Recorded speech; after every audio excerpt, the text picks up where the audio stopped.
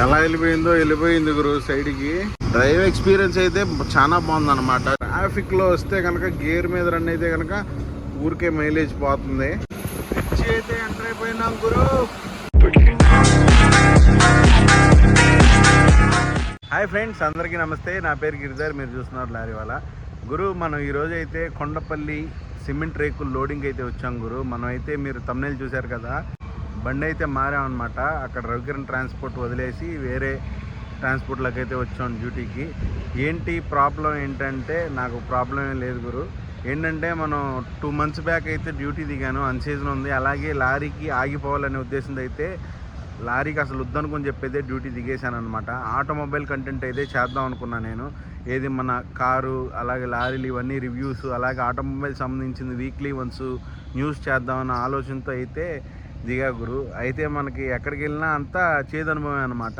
Toyota షోరూమ్కి వెళ్ళాం, అలాగే force షోరూమ్కి వెళ్ళాం, చాలా వాటికి తిరిగాను. వాళ్ళు ఏమంటున్నారంటే రామంటున్నారు, వీడియో చేసుకోమంటున్నారు. మళ్ళీ ఆ తర్వాత వద్దండి, పైనుంచి అప్రూవల్ రావాలని అయితే అన్నారు. ఏంటంటే మనకు సబ్స్క్రైబర్స్ తక్కువ కదా, ఇక అందుకని సర్లే, ఇక అది మనకి వర్కౌట్ కాలేదు. అందుకని ఎలాగో ఖాళీ ఉంటున్నానని చెప్పి 2 నెలలు కార్ డ్రైవర్గా అయితే డ్యూటీ చేశాను అనమాట. అదే కార్లో ఉండి నేను ఈ వీడియోస్ అయితే చేశాను. లారీకి ఎంత మిగులుతున్నాయి, అలాగే డ్రైవర్ నా శాలరీ ఎంత అని అయితే వీడియోస్ చేశాను. అదైతే నేను డ్రైవర్ని అనమాట ఆ కార్కి, ఆ కార్ నాది కాదు.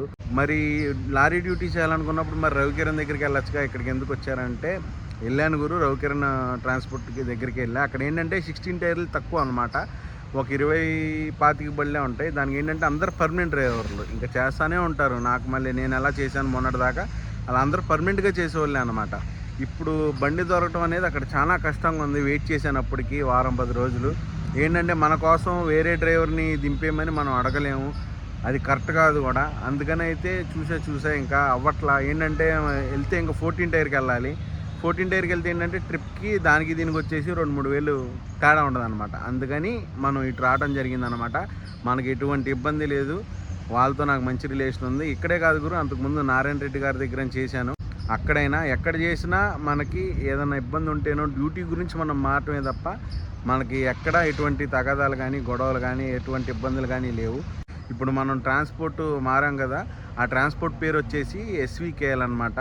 మనం తోలే బండి వచ్చేసి వెనకాల కనిపిస్తుంది కదా, ఈ బండి అనమాట. Bharat Benz 16 tyre. ఈ బండి వచ్చేసి 2 నెలలు అవుతుంది. రీసెంట్గానే బాడీ కట్టించారు, 8000 కిలోమీటర్లు ఏమో తిరిగిందంతే. ఈ బండికి అయితే మనం డ్యూటీకి వచ్చాం అనమాట. ఇక్కడ చేయాలనుకుంటున్నా. భారత్ బెంజ్ అనేది చాలా డ్రీమ్ వెహికల్ అనమాట. ఏంటంటే ఎప్పటి నుంచో నాకు భారత్ బెంజ్ అంటే ఇష్టం, కాబట్టి ఇక లక్కీగా దొరికిందని చెప్పాలి ఈ పోస్టు. చూద్దాం ఎలా ఉంటుంది ఏంటి అనేది. ఇక్కడ ఇప్పుడు మనం కొండపల్లి లోడింగ్కి వచ్చాం కదా రేకులు. ఈ రేకులు లోడింగ్ వచ్చేసి మనకి తిర్చి అనమాట. తమిళనాడు తిర్చిలోకి రేకులు అయితే లోడింగ్కి వచ్చాము. 10ంటికి పిలుస్తారు లోడింగ్ ప్రాసెస్. లోపల మ్యాక్సిమం వీడియో అయితే తీయకూడదు, కాబట్టి వీడియో తీయను. లోపలికి వెళ్ళి ఇప్పుడు ఆల్రెడీ 10:45 అవుతుంది గురు. లోపలికి వెళ్ళి లోడ్ చేసుకుని బయటకు వచ్చాక మళ్ళీ మనం కలుద్దాం గురు, ఓకేనా? బండి చూపిస్తా చూడు గురు. ఊరికే లోపల అన్లాక్ చేసుకోవాలంటే ఇలా తీయాలన్నమాట. మొత్తం ఇంకా అంటే దిగిన డ్రైవర్ కొంచెం నార్త్ డ్రైవర్, మొత్తం చెత్తగా ఉంటే మొత్తం తుడిసా కానీ ఇంకా తుడవాలి. ఈసారి తడిగుడ్డ పెట్టి తుడిస్తే నీట్గా ఉంటుంది వెహికల్. బండి క్యాబిన్ వ్యూ అయితే ఇలా ఉందన్నమాట. ఎయిర్ సస్పెన్షన్ సీటు, అలాగే డిజిటల్ మీటరు, మనకి ఇక్కడ రివర్స్ కెమెరా చూసుకోవడానికి TFT LCD డిస్ప్లే. ఏసీ కూడా ఉండేది గురు, ఇదిగో ఏసీ ఉండేది. కాకపోతే అంతకుముందు వెళ్ళిన డ్రైవరు మంచి పూటుగా తాగేసి ఎక్కడ పడితే అక్కడ పడుకుంటున్నాడంట. మైలేజ్ రావట్లేదని అయితే తీసేశారు. చూద్దాం, మనం ఒక 2 నెలలు మంచిగా పర్ఫామ్ చేసి ఎండలు కనుక వచ్చినప్పుడు అడుగుదాం సార్ వాళ్ళని ఏమంటారో. మొత్తానికి చాలా హ్యాపీగా ఉందన్నమాట భారత్ బెంజ్ యూజ్ చేయటం. నాకు చాలా జాగ్రత్తగా చేయాలి, ఎందుకంటే గాజు ముక్క లాంటిది ఈ బండి, చాలా జాగ్రత్తగా ఉండాలి. ఇక్కడ వచ్చేసి మనకి ఇన్ఫర్టైన్మెంట్ సిస్టమ్ ఇచ్చారనమాట. డెక్ అంటారు. 2 స్పీకర్లు ఇచ్చారు అటు ఇటు. మంచి రివ్యూ అయితే చేద్దాం దీన్ని కూడా ఖచ్చితంగా. బాగుంది బండి, నచ్చింది గురు. టైం వచ్చేసి మనకి 10 అవుతుంది. లోడింగ్ అయితే పిలిచారు. లోపల పాయింట్లు అయితే పెట్టేసా గురు. ఆ చివరి కనిపిస్తుంది కదా మహీంద్రా 14 టైరు, అది కూడా మన ఓనర్ గారిది అనమాట. అది వచ్చేసి మహారాష్ట్రలోని కొల్హాపూర్కి అయితే వెళ్తుంది. మనది వచ్చేసి తమిళనాడులో ఉన్న తిర్చి అనమాట. ఈ లోడ్ అయ్యేపాటికి మనకి అటు ఇటుగా సాయంకాలం అయిపోద్ది, పేపర్స్ వచ్చేపాటికి. గుడ్ మార్నింగ్ గురు. మనకి నిన్న లోడ్ అయ్యి కాగితాలు వచ్చేపాటికి దగ్గర సాయంకాలం 6 అయిపోయింది.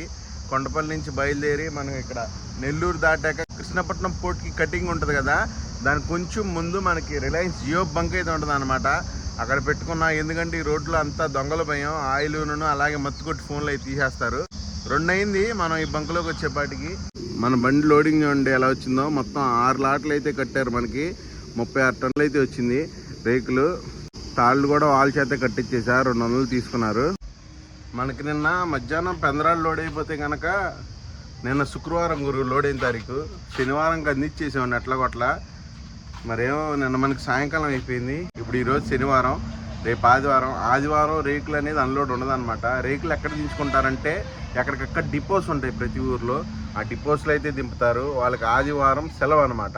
అయితే మనకి ఇప్పుడు సోమవారం అన్లోడ్ అవుతుంది కాబట్టి ఇప్పుడు నిదానంగా వెళ్ళి మనం ఫస్ట్ ట్రిప్ వచ్చాం కాబట్టి సామాన్లు చిన్నవి లేనివి ఉన్నాయి, అవి కొనుక్కుని నిదానంగా మనం ఈరోజు నైట్కి అయితే వెళ్ళిపోదాం. ఇప్పుడు నెల్లూరు దగ్గర ఉన్నాం కదా, మార్నింగ్ 8 అవుతుంది టైము, నైట్కి తిరిచి వెళ్ళిపోదాం.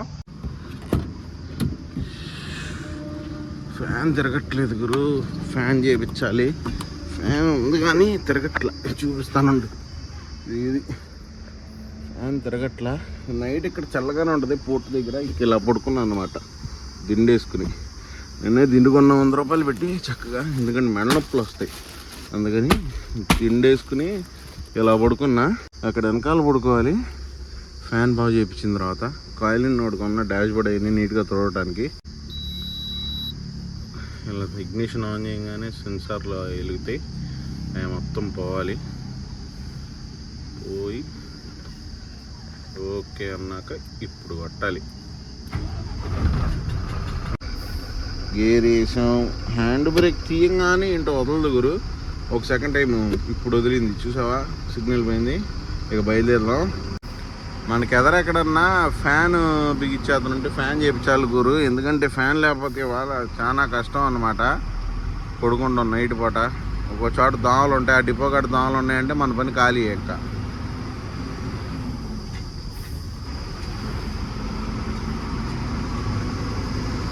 ఎవరన్నా వస్తున్నారా, రావట్లేదు.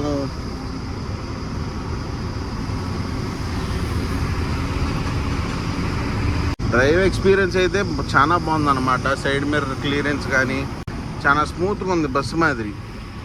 ఏదో లారీ తోలుతున్నట్లేదు.